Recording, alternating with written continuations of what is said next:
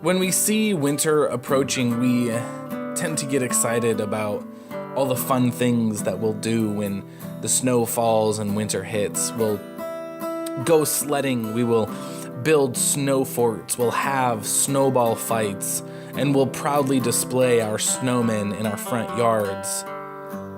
And we get excited for winter and what it's gonna bring. And we make plans. We get new winter clothes and coats and gloves and hats, and we make plans for when we'll go out with our friends. We take advantage of the snow days off of school, and we go out. But in the end, there's no amount of snowball fights or snowmen or sledding. There's no amount of fun that actually makes us want winter to stick around forever.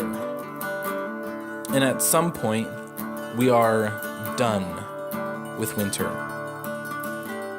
The thing that we were so excited for its arrival, to have fun with, to play with, at some point, we're done with winter. And we're sick of it. And we're ready for it to be spring, for newness, for freshness, for warmer weather, despite the fun that we did have. And in a lot of ways, winter is just like sin. And we see the sin within arm's reach, out on the horizon. We see the sin coming, and we start to get excited about all the fun things that we think this sin will bring. We start to plan it out and embrace the activities that we will do in this sin.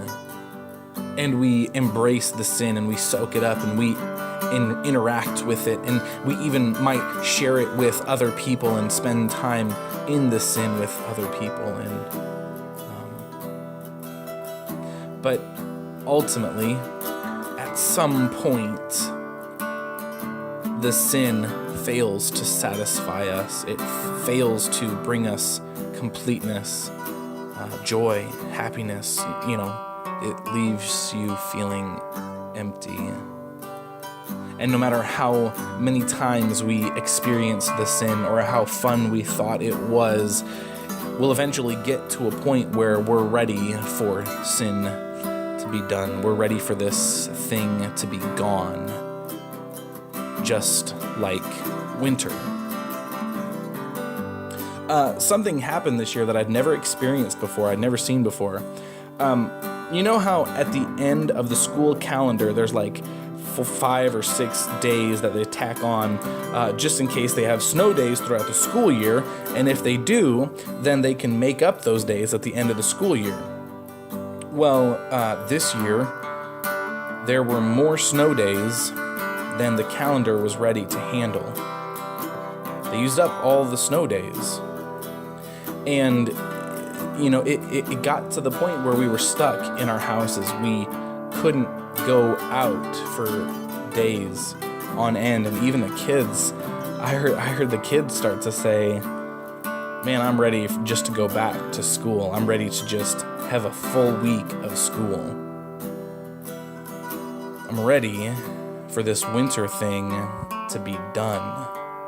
Now, the difference that we find ourselves in, the difference between winter and sin, is winter eventually will end.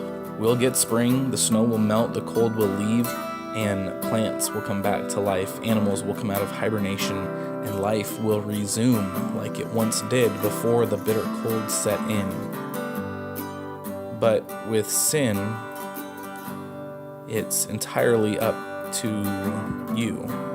And the only way to get rid of sin, to move past that season of sin, is to invite Jesus to wash it away, to destroy it, to get rid of it, and to bring in us new life, to satisfy us, to complete us, to be the thing that we find hope and joy and life in, not the emptiness of sin.